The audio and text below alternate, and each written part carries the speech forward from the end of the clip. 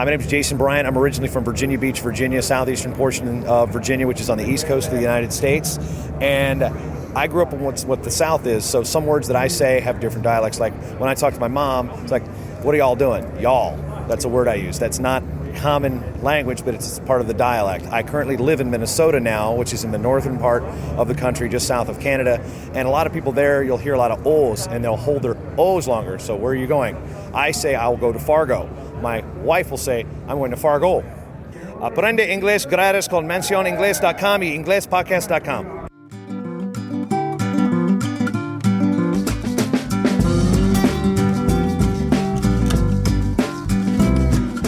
Hello and welcome to all of you.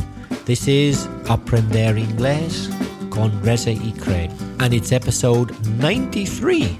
If you're a new listener to this award-winning podcast, welcome.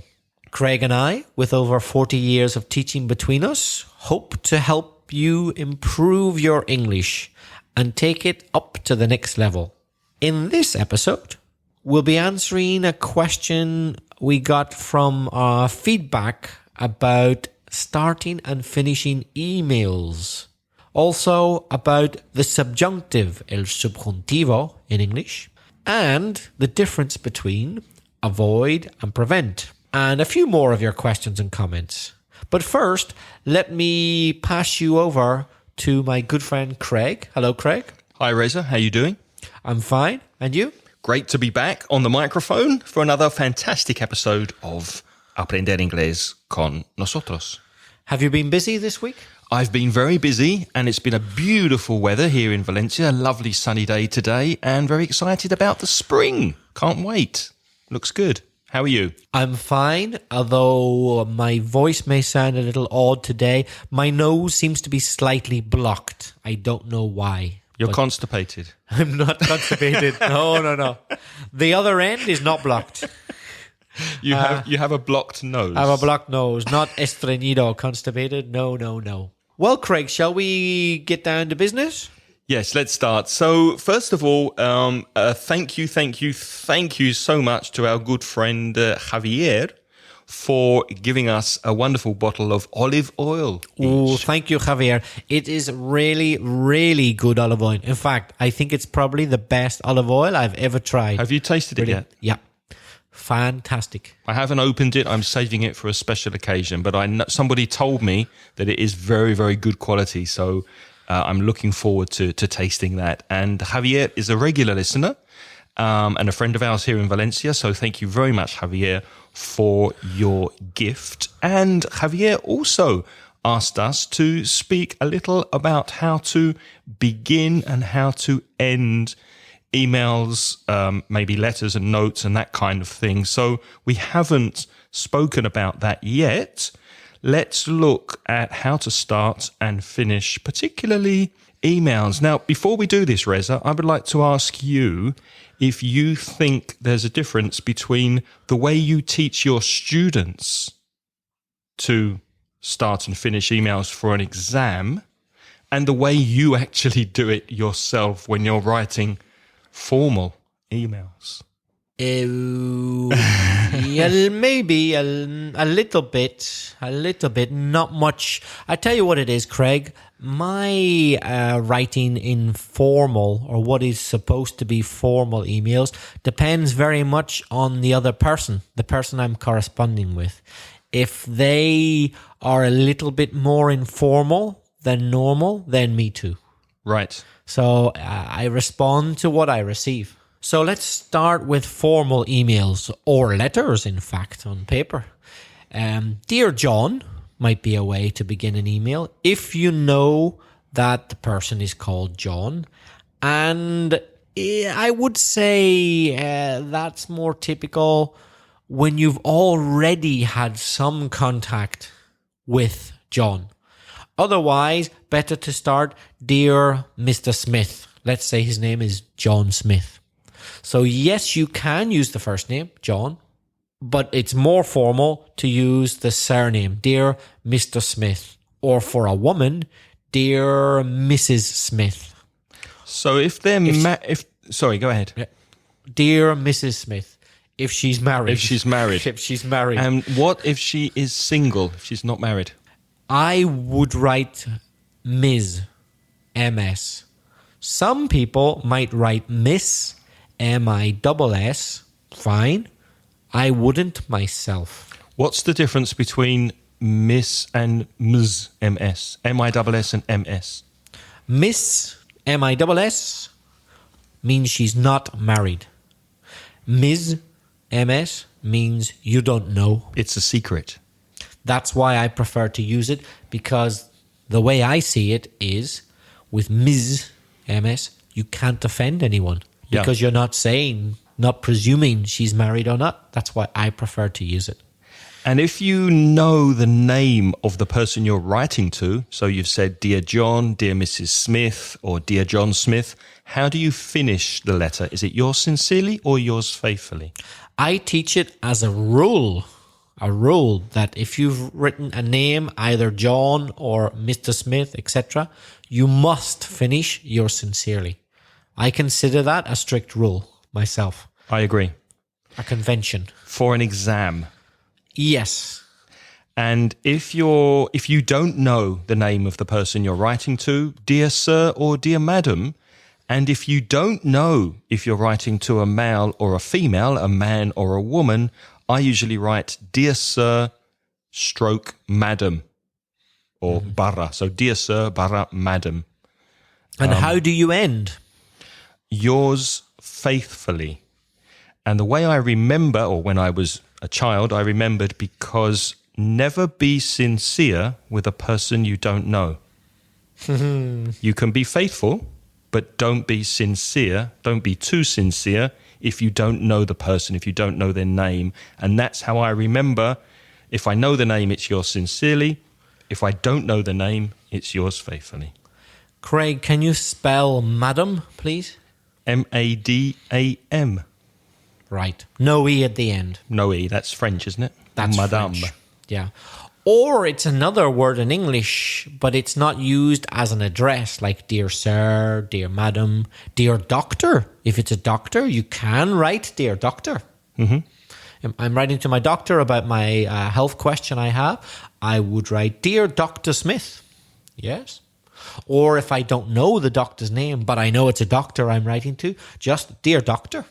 Absolutely. Now let me ask you this, because yesterday I wrote an email to a hotel in London. I wanted to reserve a room for when we go to the conference in June. So I wanted to ask if there is availability. I wanted to ask how I can pay for the room. I did not know the person I was writing to. And I started the email with hi, and I finished it with best regards or best wishes. You wouldn't say hi. No, but I don't think it's a big deal. No es gran cosa. It's not a big deal that you did, but I'm just a little bit more formal than you, I guess. I never begin hi with people that I haven't communicated with before. Mm-hmm. So you would, in that situation, say, Dear Sir or Madam? Yep. Right. For a business transaction with people I've never communicated with, I would always write Dear. Another thing at the beginning, unless they started the communication and they wrote hi to me first, then I would respond with hi. Right. Another way I sometimes begin an email is good morning, good afternoon, or good evening. Would you do that? Never. But plenty of people write to me that way, and that's fine. But I don't. I just don't do it. Because I'm a bit of a stickler. A stickler. That's the word for someone who perhaps is too obsessed with rules or concepts. I'm a stickler. I think, well, good morning. Right. Maybe it's the morning when I write this email, but the person might get it in the evening. So I don't see much point in me writing good morning if they're going to read it at 10 o'clock at night. That's a good point. I never thought of that. Yeah. That's why I don't read it. That's why I don't write that. But people do. People do. And I sometimes finish with best wishes, all the best, warm regards, or best regards, or kind regards, as a way of finishing formal or semi-formal emails. I don't remember the last time I finished an email with yours faithfully or yours sincerely. For me, there's more chance of using yours faithfully than yours sincerely. Because yours faithfully, in my opinion, is the best thing to write if you don't know the person's name and you want to be formal. However, if you do know the person's name, we said that you should write yours sincerely if you want to be formal. But best wishes, kind regards, etc., are also formal enough for people whose name you know. So I would start myself with yours faithfully. But then perhaps if we want to get more informal, once we get some communication going, I might then change it later to best regards, best wishes, etc., kind regards. And would you use contractions in a formal letter, a formal email? For example, you can finish with "I look forward to" plus gerund. I look forward to receiving the information. I look forward to meeting you at the airport, etc. Would you finish with "I'm looking forward to"? I would write "I am looking forward to" without a contraction. But no, I wouldn't contract the verb to be in a formal email. Right. Just to be on the safe side. Some people think it's no big deal. Okay. But on the other hand, it's no big deal not to contract it. So to be on the safe side, I don't contract it. And I teach my students that. So I think Reza and I agree on one thing, that for the exam, then you should follow the guidelines that we've suggested here of no contractions, yours sincerely, yours faithfully. But when you are not writing for an exam and you're writing emails, is very much a personal choice. If you're not sure, as Reza says, I think it's better to be more formal than not formal enough.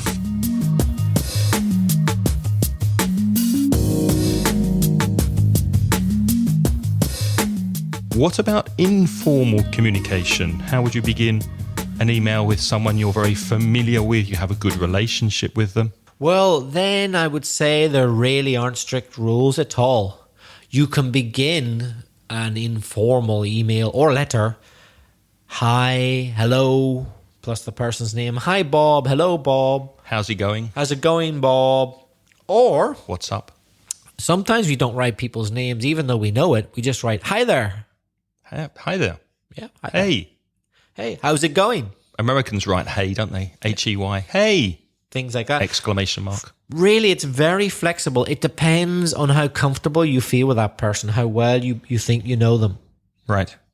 And how would you finish? Again, it depends. Here, I think cultural differences come into it a lot. Spanish speakers love to send out hugs and kisses a lot, and that's very nice, and it's a pleasure to receive them. Un abrazo. Un abrazo. But Besitos. for me, for an English-speaking man to send out a hug or a kiss, it's not very common. Especially Not to another man. Common, yeah. Kisses for another man, just forget about it. No. I'm absolutely not going to do it. Now, I know that's maybe silly, but that's the tradition in English-speaking English-speaking countries, I beg your pardon. You don't really send out kisses to another man unless he is your lover and you're gay. That would really be the only case as far as I can see. What would you say? Yeah, no, I agree with that. And I've started to finish informal emails with cheers instead of lots of love, hugs and kisses. And sometimes also emails that are of a business nature, not necessarily to friends, but more online colleagues. Instead of finishing regards, best regards, I finish cheers. Because I've noticed that in American English, they also know what cheers means. And because I'm in contact with American English speakers, it's kind of nice to finish it with a British English expression like cheers, which is kind of thanks, see you soon, goodbye. What about to begin an informal email or letter? Good day. G'day. And That's yeah, very abbreviated Australian. to G'day. I've received letters, not even emails, letters from Australia. Yes, they took a week to get to my house, and they began G'day. G'day, G'day G Day. Australians like to say that. Which means good day. Yeah. Yeah. G'day, mate. Any other points about informal emails or formal emails? Yeah, Or- about the ending, it can be very, very formal. It depending on the context. I often write the word thanks before my name to end an email. So blah blah blah blah blah. Thanks, comma Reza. yeah. When it's an email, when I'm thanking somebody. So the way I sign off, to sign off is the opposite of greet. I sign off. Thanks, Reza, because Good you've point. done something. Yeah, for me. I do that too. Or see you soon. Or till tomorrow. When you've agreed to meet, for example, so see you Tuesday or see you at 10 o'clock until Friday, and then your name. You can do all that as well.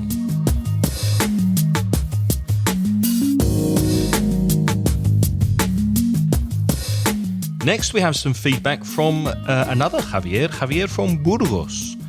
Hi, Xavier. Javier found us around episode 44, he says, and he went back to episode number one. Wow. And now he needs more than one episode per week because he's listened to all of them. Well, I admire your tenacity, Javier, your staying power and your dedication to improving your English. He says, I'm used to listening to a daily podcast of you, and this must be true because Javier correctly said, listen to. Well done, Javier. So he listened to a daily podcast and he said if he were the president of the government, he would declare our podcasts of national interest. And I would enact a law forcing you to release a podcast every day. Poor Craig and Reza. We'd love that, wouldn't we? We would. Well, I'll tell you what, Javier, as we're recording this, at the moment, Spain, having had elections recently, doesn't have a future government.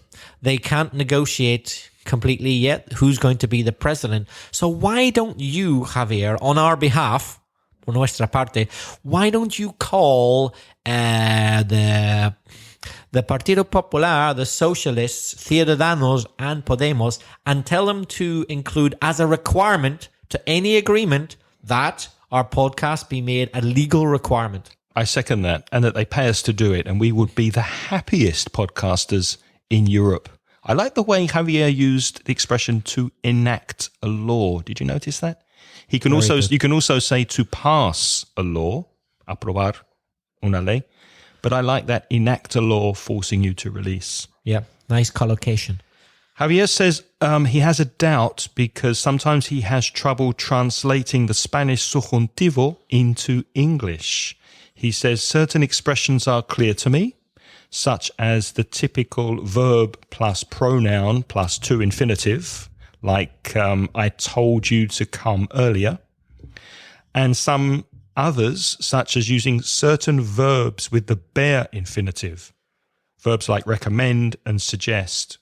And he gives the example, I recommend that you study more. It is recommended that you study more. His doubt is with other examples apart from these, the aforementioned examples, such as no creo que vaya a la fiesta. I don't think I go, or I don't think I will go to the party, and he asks which one is correct. Are they both correct? No. No, they're not, are they? I will go. Which one is correct, Reza? I will go is the correct one. Yeah, but it's not. I will. It's not the English subjunctive of I will go. It's a future. Will is a modal verb that's sometimes used for future intentions. Do you agree with that? Will, yeah. I'll go? Yeah. A modal verb used for future intentions, which is exactly the point, isn't it? That Or a decision at the moment of speaking. I'll go to the party. Yeah, I'll go to the party. Yeah. Yeah, I'll go. Yeah. Mm-hmm. Sorry, I interrupted you. No, you're right. Yeah. Javier continues with his email. Besides concerning the examples with the bare infinitive, I think that with some verbs, there is only that possibility. I mean, I recommend that you go to the party is okay, but you can't say I recommend you go to the party. Yes, you can. You can, can't you? That's okay. You can leave out that. Yeah, why not? I think maybe we're confusing some listeners, because I can understand if you're thinking right now, what are they actually talking about? The truth is, we don't know what we're talking about, but we're justified. Wouldn't be the first time. Wouldn't be the first time. We don't know what we're talking about, but then nobody really does. Only last night, I was checking in grammar books, really famous grammar books, about subjunctives. Nobody really knows what they are in English. Yeah. There's a very diverse range of opinion about when we are actually using a subjunctive in English. Believe it or not, we don't really know. Even English teachers don't agree about when they're using a subjunctive and when an indicative. We're not sure, because they're of such little importance to us, and we don't know much about them, that we don't really know what one looks like. And if you look in a course book, at the beginning of the course book where there's that table or map with the grammar that's in the course book, I don't think I've ever seen in a chapter of a course book for teaching English the subjunctive as something that's being taught. Yeah. Like the gerund infinitive or the present perfect tense, etc. So it's not something that I've ever taught in the classroom. Yeah. Well, I've kind of mentioned it in passing, but I've never attempted to teach it as such. Yeah. Because what is the subjunctive? Let's talk about the form of the subjunctive. In my opinion, but plenty of grammar books wouldn't agree with me, there are two types of subjunctive: the present and the past. The past subjunctive is exactly the same as the past indicative. So there's actually nothing to learn. For example, I traveled, you traveled, he, she, it traveled, we traveled, you traveled, they traveled. That could be the indicative or it could be the subjunctive. They look the same. So it doesn't really matter what you call it. There's only one exception, the verb to be, of course, which is I were, you were, he, she, it were, not I was, not he was, but I were, he were, we were, you were, they were. Apart from that, it's the same. And that's very common in the second conditional if sentence. If I were you, I would. Although you can also hear quite often, if I was you. Yeah, it's considered indicative. Acceptable, right? So that's the past subjunctive. The present subjunctive, you might, is possibly even easier in a way.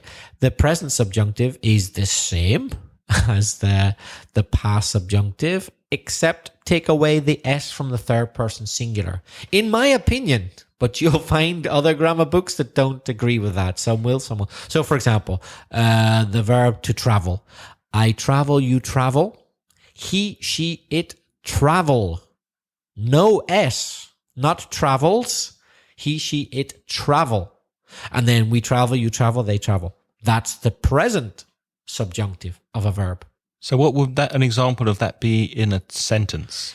I recommend he travel without any luggage. Right. But it's also correct to use the indicative and say, I recommend he travels without any luggage. They're both accepted. Mm-hmm. And I would say the indicative is more common, in fact. Yeah. And the subjunctive sounds more formal. In many situations, unnecessarily formal. However, I've noticed, and I did find this confirmed in a grammar book that I checked with, that yes, it's more common in American English to use the subjunctive. I didn't know that. I always suspected it, and I coincided, in my opinion, with a grammar book I read last night, that it is used more in American English. You're more likely to hear an educated American saying, I recommend he travel without luggage than he travels. More common for an American than a British person to say A British that. person's more likely to say, I recommend he travels. Curious. Yeah. Mm-hmm. Why it should be more popular in America, I don't know, but it is. The last thing I wanted to say is the verb to be, again, is irregular in the present. The verb to be subjunctive is, any ideas, listeners? I'll give you a few seconds to think about it. Be. Correct. So an example would be... Well, I'll go through the forms for you. I be, you be, he, she, it be, we be, you be, they be. God, That how is, can we subjective. expect students to learn that? That's so complicated. So difficult, yeah. Yeah. So it's either to be or it's not to be. exactly. That's the question. That is the question. But it's not very common in modern English to use the present subjunctive of the verb to be. It is common to use the past, as Craig correctly did earlier when he said, if I were you, rather than if I was you. That's the subjunctive, if I were you. But to say I be or he be is not common. But in theory, it's possible. Let me give you an example of one formal situation where you hear this.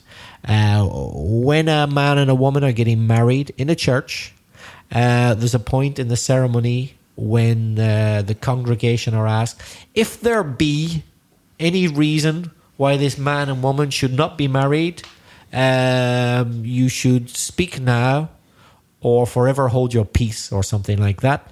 I can't remember the exact words, but they do say, if there be any reason, any impediment to the marriage, if there be, not if there is, if there be. They use the subjunctive because it's very old-fashioned, very formal. That's an example of where you might hear it. And I'm not sure if it's the subjunctive coming back into English or it's lack of awareness of the grammar. But in the United States, in street language, very informal, colloquial street language, you sometimes hear, you be mean, man. You be good. Yeah. I'll be watching you. Well, no, I'll be watching you is not exactly forming the tense correctly. But I'm not sure if that's coming back into the language with expressions like, you be cool, Reza. Yeah. I'm not sure it's ever quite disappeared, but I doubt if those people realize they're using a subjunctive. It's probably not. They think it sounds cool. Yeah. It'd be cool, man.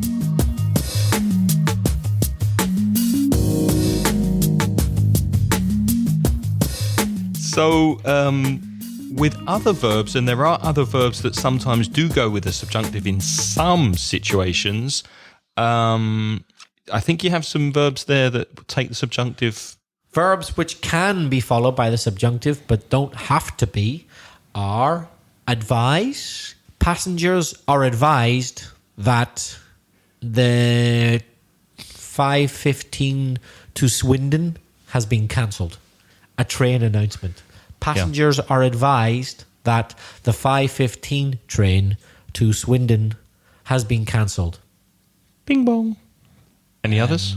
Ask, for example, I ask that he accompany us. Ooh, he accompany. No S, eh? Not he accompanies. I ask that he accompany us. That's subjunctive. I ask that you put the gun down on the floor, sir. And Craig, what about chucking in? What about throwing in now a negative subjunctive? So negative subjunctive is going to be the same as indicative, right? No, actually, no. Although it's not very common. I advise that he not go there. Toma, castaña. I ask that you not put that in my face. But isn't that very formal? Yes, that's very formal English. But that is the negative of subjunctive. So how do you do the negative subjunctive? I ask that he, and then we don't say don't, he not. Then the base form of the verb, go. So not he doesn't go, that's indicative, that he not go there. But that sounds to me rather formal. Yeah. But it does exist. Mm-hmm. In certain situations. Demand is a common one. I demand you give back the money that you took. I insist. We insist that all passengers check in before 6 p.m. Propose. I propose we meet after dinner for a cocktail. Very good. Sounds very formal, doesn't it? I propose we meet after dinner for a cocktail. Recommend. I recommend that students not write on their question paper. Request. We request that all guests remove their muddy boots before entering the lobby. Suggest. I suggest that we have a break for coffee after this podcast. Good suggestion. Reza, I think there are also some expressions that can go with a subjunctive on occasion. What do you mean, like fixed expressions? Fixed expressions, yeah. Can you Things think of like, any? it's a good idea that she stays behind. So you've used an S there on the verb. It's a Yep. good idea that she stays or that she stay behind. Okay, so my question was going to be, did I use an indicative or a subjunctive? You used, well, it could be either. No, it couldn't. Not if I put an S on it. As far as I'm concerned, call me a stickler. If I said she stays Indicative. behind, it's an indicative. Yeah. But I could have said, Craig, what could I have said? Without the S, that Yep. she stay. And then it's a subjunctive. It's a good idea that she stay behind. Subjunctive, it's a good idea that she stays behind. The S is the difference between indicative and subjunctive for the third person singular. But all the rest are the same, in fact. And Craig, would you often use a subjunctive? Would you say it's a good idea that she stay behind? Or would you say it's a good idea that she stays behind yourself normally? I think I'd use the indicative. I think I'd say it's a good idea that she stays behind. Yeah. And if I put on a stupid American accent, does it sound more convincing? It's a good idea that she stay behind. Do Americans use subjunctive more? I've Right. never noticed it, but now you mention it, I think it's probably, they do. I think they do use the subjunctive more in those kind of expressions. Are there any more expressions that may go with subjunctive? God save the Queen. God save the Queen. Not God saves. God save. No S. Right. God save the Queen. That's God, subjunctive. third person singular. No S. It's a subjunctive, fixed expressions. Yeah. Or long live the Queen. Not long lives, long live.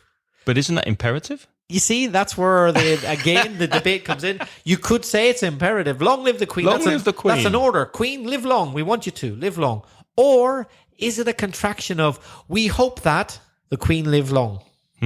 But in modern English, that doesn't sound good. So just reduce to long live the Queen. So I don't know. to summarize, I think we agree that really the subjunctive is not something that Spanish students should worry about. And I know that the subjunctive is used more in Spanish and in French, but in English, I don't know if it's really worth the time and effort to study it. You're better studying other areas of grammar.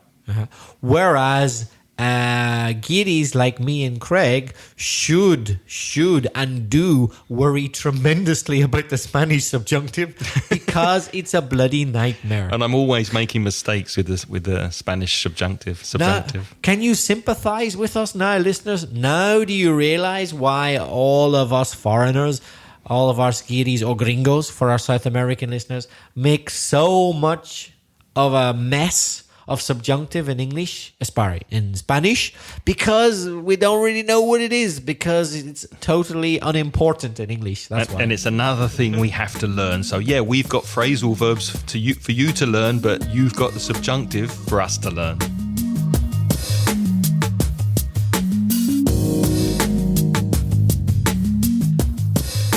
We've got some audio feedback from Antonio Prieto from Cádiz, who says, "Thank you for your podcast. I've been hearing you." We could improve that. We can improve that. I think it's I've been better to listening say to you. listening to you. I've been listening to you. What's the difference between hear and listen? Good question. Good question. I would say you listen to something that means you intentionally listen to it. You make an effort. You maybe plan it in advance, or you concentrate. For example, listening to music, listen to what I'm going to say, listen to these instructions. Listen to this podcast. Exactly. Intentionally, we hope. But you, Although we don't object if you happen to hear us accidentally, that's okay as well. We prefer you to listen to us with attention. but you hear a noise, for example. So you'd hear some people speaking in the next room, but you're not necessarily actively listening to it. That's the difference. For example, Did you hear that? Did you hear that? Oh, I didn't know that was coming. But that's not what Antonio asks. Here's the audio feedback from Antonio Prieto, who's been listening to us since our Dulce de Leche episode. Antonio also liked Mammon's feedback when she spoke with a very impressive American accent. That was back in episode 87. So if you want to hear Mammon speaking with a very good American accent, go to inglespodcast.com/87. Hi Reza, hi Greg, this is Antonio from Arcos de la Frontera in Cádiz. I would like to say that my English have improved with your podcast. I have been hearing you from Dulce de Leche episode, and I think so that you are very, very funny people and very good teacher. And you have very funny listener like Mammon, the one who spoke in American accent in the last episode. So, congratulations and please go on with this podcast. Bye-bye. Another question we've been asked, and I'm sorry I can't remember who asked this question, is about the verbs avoid and prevent. What's the difference between to avoid, evitar, esquivar, and to prevent, prevenir or evitar? They're quite similar, but there is a basic difference, Reza. What do you reckon it is? What's your opinion? Well, to prevent is when you take action to stop something before it starts. And to avoid is just to stay away from something. So if you prevent something from happening, then it's more active. It's más activo. For example, my dad prevented me from going to the rave. Do you remember raves? Those crazy parties where you take drugs? Mm-hmm. I've actually never been to one in my life. Me neither, unfortunately. That's something missing from my youth. But if your father or your dad prevents you from going, he's actively stopping you from doing something. For example, he might lock the door. He might shout at you if you attempt to leave the house. He's taking action. He's preventing you from going. He's taken away your car keys. Another example, if you get a flu shot or a flu vaccination for gripe, that would be prevention because you're taking steps, you're taking action to prevent getting the flu. Craig, do you know John? Do I know John? Which John? You don't know him, no. Well, you're lucky. Don't go near him. If I were you, I would avoid John. Why? He's bad news. He's aggressive. He argues with everyone. Don't go anywhere near John. So avoid John. I should avoid speaking to John. So I'm asking you to take no action concerning John. Just don't engage with him. Yeah. That's avoid. And now we have some feedback from another Xavier, the third Xavier on this podcast, Xavier G from the Basque Country. Hi, Xavier. Xavier left us some audio feedback and we'll play that for you. And we're not playing this because he is saying how wonderful we are and how great the podcast is. We're playing this because if you send us audio feedback, we really, really appreciate it. You're practicing your English, you're practicing your speaking, and I feel an obligation to put this into the podcast so that the people who took the effort and made the effort to record their voice can hear it on the podcast. So here's Xavier G from the Basque Country. Hello, my friends. This is Xavier G, another Javier who listens to podcasts. I'm from Tolosa, Basque Country, and I am in American English 46. I have been listening you from January 2010. I've downloaded all your podcasts. I take 5 years with you. You are almost my family. I have to tell you that I've learned a lot of English with you. I listen to podcasts in the car when to work, at home, when I do sports, even when I try to sleep, everywhere. Really. Your work is fantastic and I hope you are there for a long time. You are an angel. Bye. Thank you, Javier, for sending in your voice message. We really appreciate the wonderful things you've said about our podcast. However, don't forget it's listen to you. Very good use of the present perfect, though, Reza, when he says, I have downloaded all your podcasts. Yes. Well done. Good grammar. And also, I have learned a lot of English with you. One more thing, it's do sport, not practice sport. So I listen to your podcasts when I do sport. And speaking of people who are kind enough to send us their feedback and their comments, we received some feedback from Mammon. Hi, Mammon. About our sponsor for this podcast, italki. Mammon very kindly sent us her opinion of her personal experience with italki. So just listen to Mammon and see what she thinks of italki. Hi guys, this is Mammon. How are you doing? I only speak with you because I had a class last night with an English teacher from Italki, and I think it was amazing, and I think I want to share with you because I know it's your sponsor, so my teacher was very funny and we were talking about our things only for half an hour, but I think it's enough to see if there is something in common or something like that. And maybe I check another teacher, but just in case, I don't know. I think I'm going to continue with my classes, and it's a good experience. And thank you for all. Big hug, kisses, bye. Thanks, Mammon. Thanks very much for taking the time to send that in to us. And as Reza and I agree, because we've both studied with italki and we agree that it's a wonderful service. It's convenient. You can learn at home using technology. It's affordable because there's no language school in the middle. You're connected directly with a teacher, which means the price is generally lower than a language school. And it's personal because you get customized, personalized learning from your teacher and that human connection. So you're not studying with apps and software. So we agree with Mammon that italki is a very useful service for anybody thinking of working with a teacher online. And Reza and I would like to thank italki very much for sponsoring Aprender Inglés con Reza y Craig.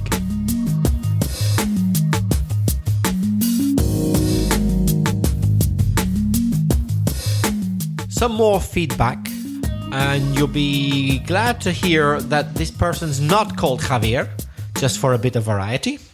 We like the name Javier, but our fourth person is called Paloma. And she says, Good morning, Craig and Reza. My name is Paloma, and I live in Segovia. I've been to Segovia, beautiful place. It's lovely, isn't it? Really nice. The aqueduct is stunning. It takes your breath away.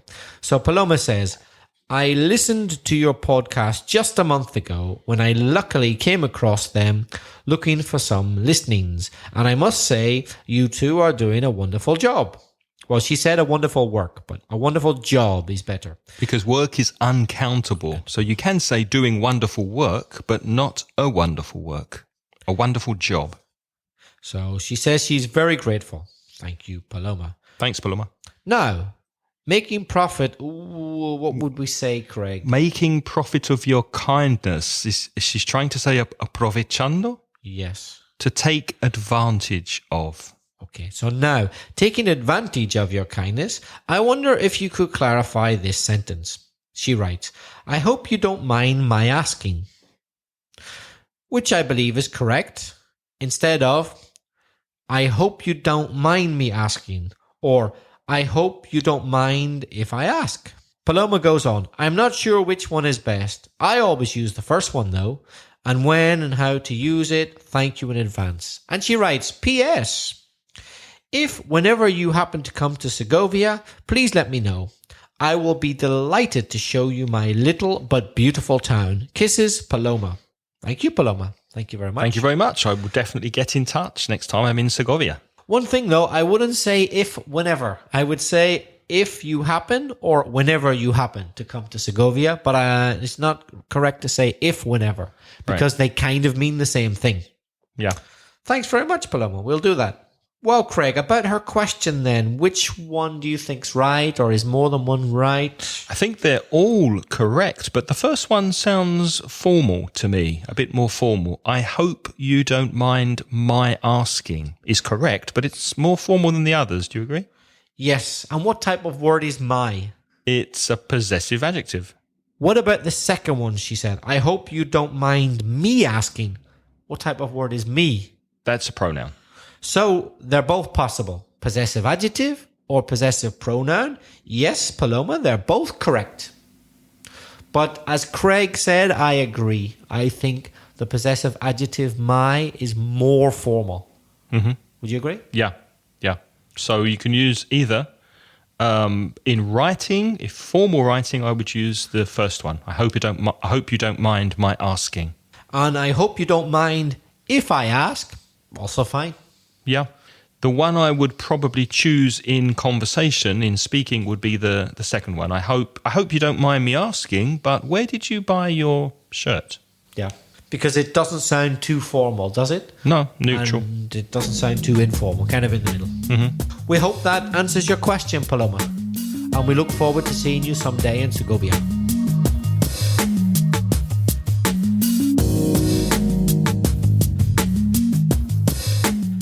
Our next piece of audio feedback is from Maria Jose, who sent us a message about the past perfect continuous. So here is Maria Jose. Hello, my name is Maria Jose and I live in Villena, Alicante. I study B2 and I need a bit help. Can you explain it to us the difference between past perfect continuous and past continuous? You are great teachers. Thanks for your help.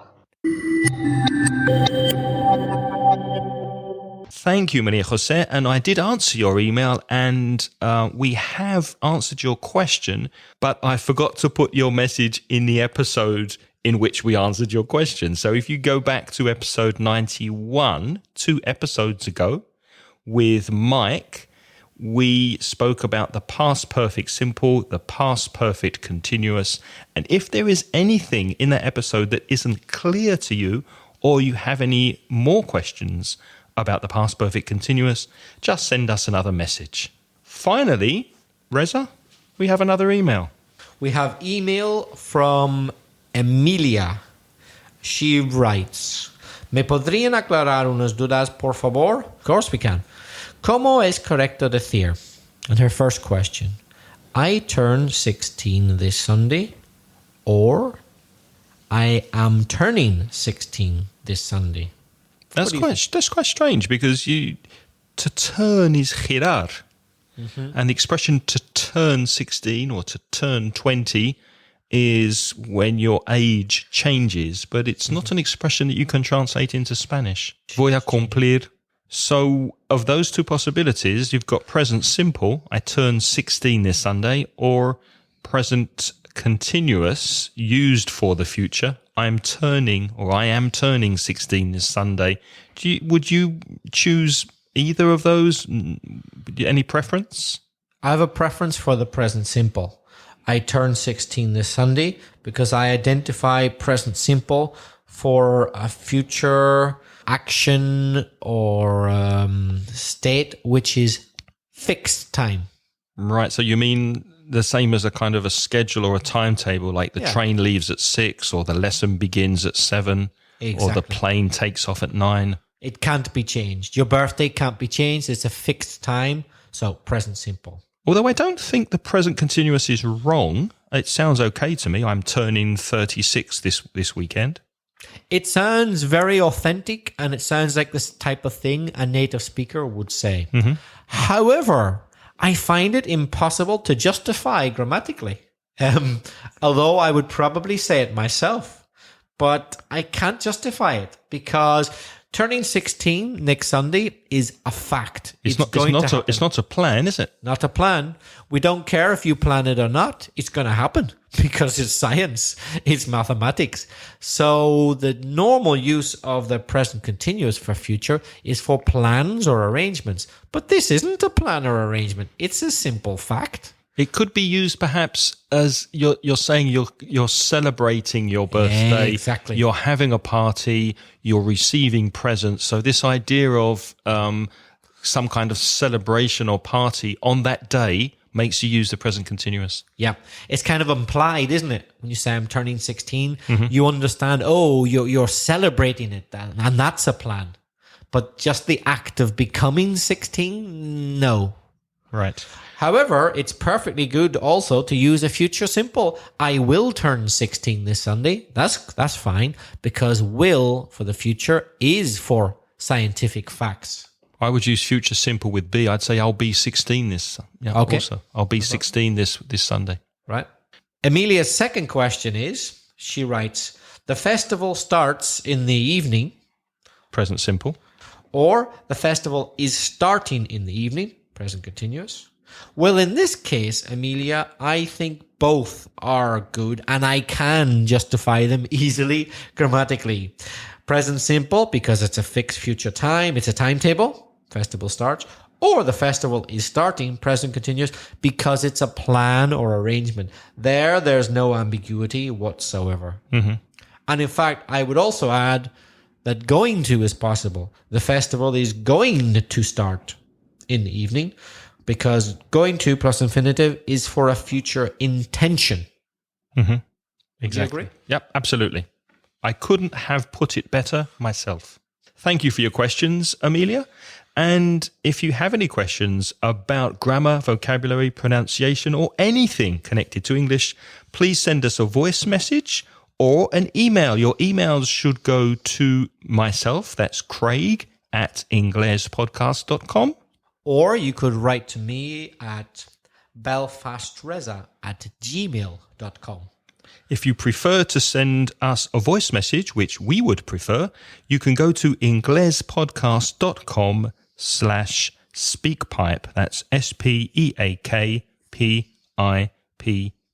to leave your voice message. And 7 episodes from now, because this is the 93rd episode, we're going to celebrate our 100th episode, which for us is very exciting to reach that landmark of 100 episodes. And we would like to ask you if you could send us your success stories connected to English, your wins. How has English helped you? Because of my English, perhaps you have got a better job, or because of your English, maybe you got a promotion. Because of your English, maybe you traveled to London, you ordered a pizza, you met people. Maybe because of your English, you made friends with an English speaker somewhere. Anything you can think of that has been a positive experience because of your English, we would love to hear about it.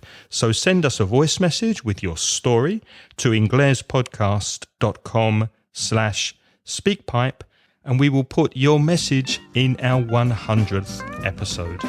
And we're also going to give a prize, a special prize of an Inglés Podcast t-shirt to the best story. So please make sure that your stories are true, and we'll give a prize to the best one. So next week, we're going to speak about commonly mispronounced words that have strange or unusual spellings that Spanish speakers sometimes pronounce incorrectly. Until then, it's goodbye from me. Goodbye from me. Goodbye. Thank you for listening, and we'll see you next week. The music in this podcast is by Pitts. The track is called See You Later.